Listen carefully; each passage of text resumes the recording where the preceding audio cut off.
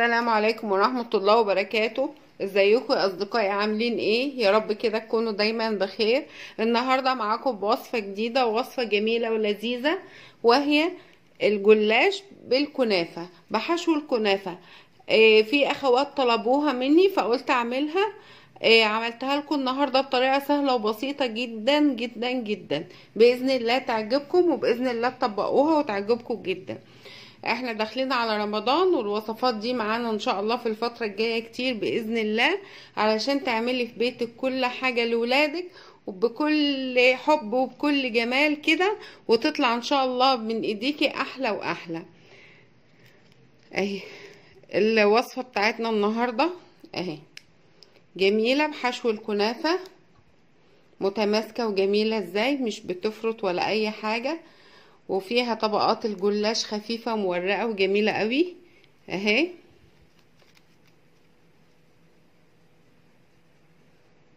لونها ذهبي ولونها حلو قوي. يلا كده نشوف عملنا الوصفة دي ازاي. يلا بينا على المقادير. نسمي الله ونبتدي مع بعض.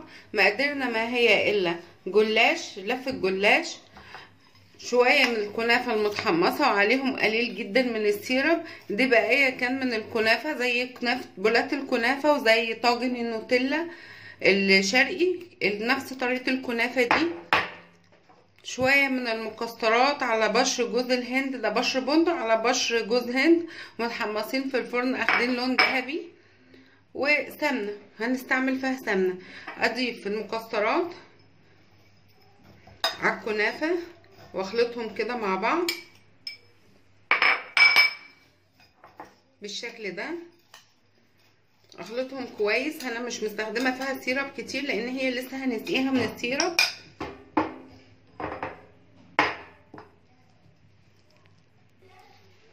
اقلب كده كويس وناخدها بقى نشتغل فيها. نبتدي بقى. بسم الله الرحمن الرحيم. نفرد الجلاش كده وهنشتغل بواحده واحده. ندهن واحده واحده من السمنه الدايبه دي، يا دوبك ان هي فكه كده على النار مش سخنه. مسح بالفرشه كده بسيط خالص كده اهو. نحط الكنافه في البدايات، عاوزه تكتري تقللي زي ما انت عاوزه بالشكل ده.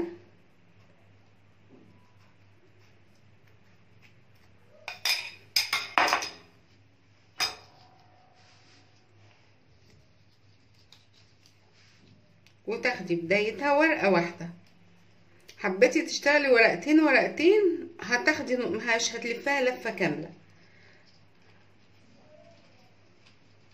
بسم الله كده اهو.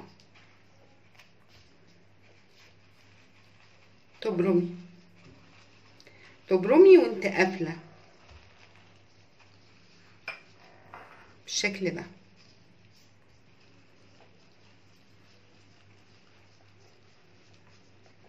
لغايه لما توصلي للاخر خالص وانت برمه بالراحه كده.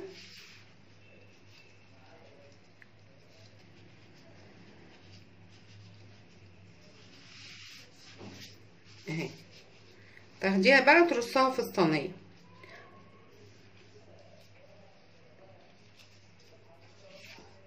حرفها كان لازق في اللي تحتها اهي.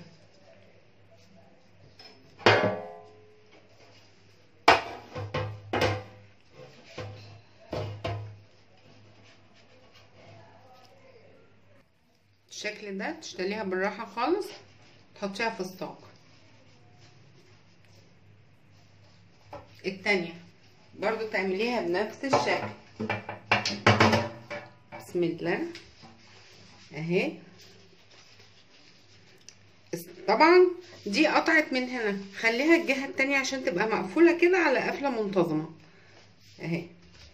تدهني برضو قليل كده من السمنة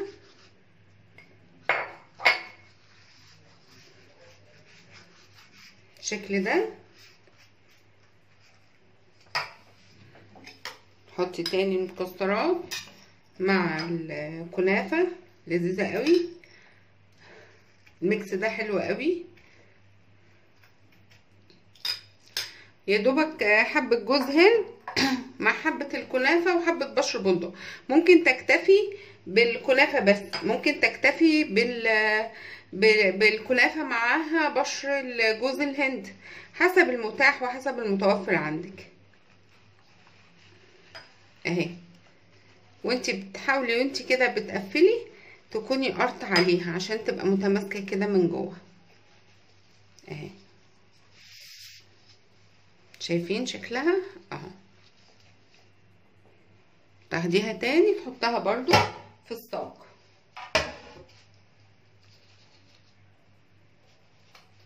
اهي. تخلصي كل الكميه بالشكل ده واوريها لكم بقى في الاخر.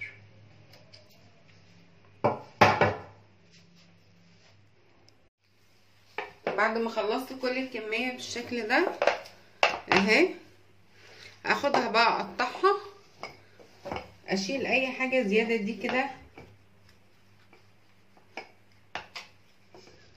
اشيلها اتخلص منها واقطعها بقى حسب التقطيعه اللي انت عاوزاها. ممكن تقطعيها كده على الحجم ده، ممكن صغيره زي ما انت عاوزه. انا بخليها كده متوسطه.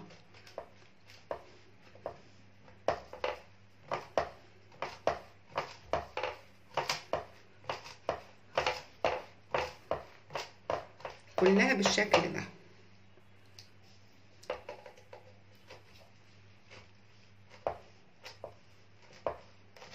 تديني احجام بقى حلوه متساويه.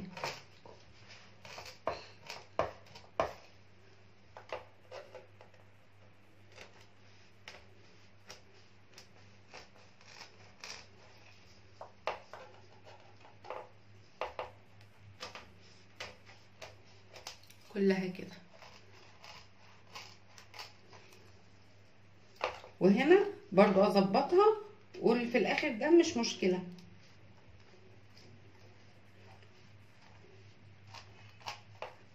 اهو، عشان يبقى كله تقطيعه واحده. اقطع كل الصاج بالشكل ده. شايفين مقاساتها؟ خلينا اوريكم مقاسها كام. مقاسها 6 سنتي، طولها 6 سنتي. حلو قوي الطول ده متوسط. شايفين لفه الجلاش عامل كميه قد ايه؟ ما شاء الله، جميله جدا. قطعتها كده كلها بالشكل ده.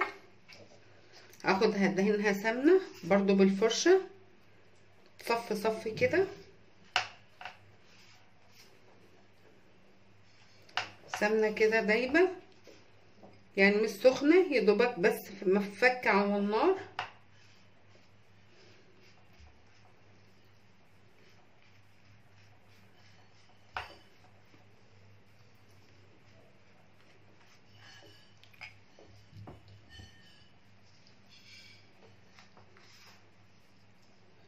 كلها بالشكل ده.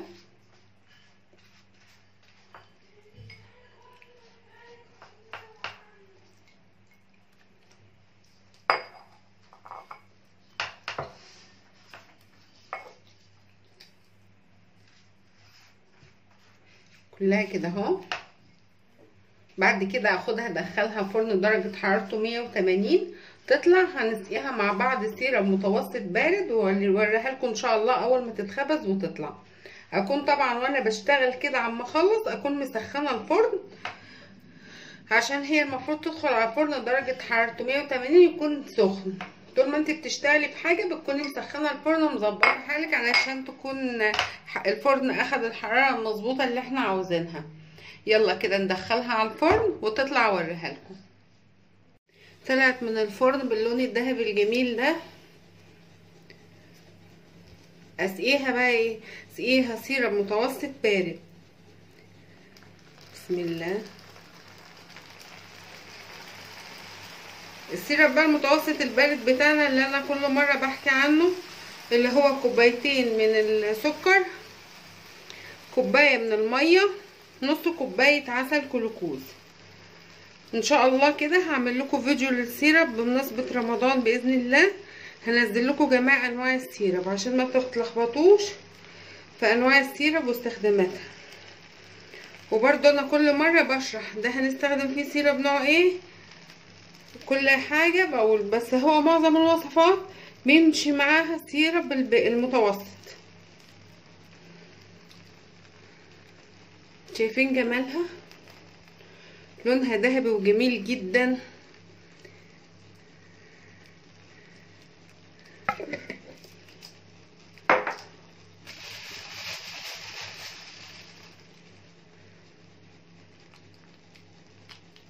رشه كده بقى من المكسرات او زي ما انت عاوزه او لا. قلنا الجرنش ده حسب ما انت عاوزه وحسب ذوقك وحسب المتاح كمان.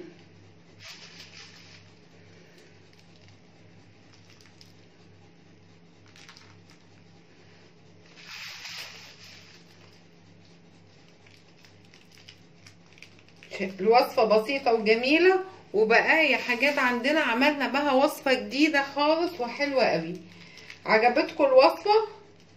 لايك وشير وتفعيل الجرس عشان يوصلكوا كل جديد.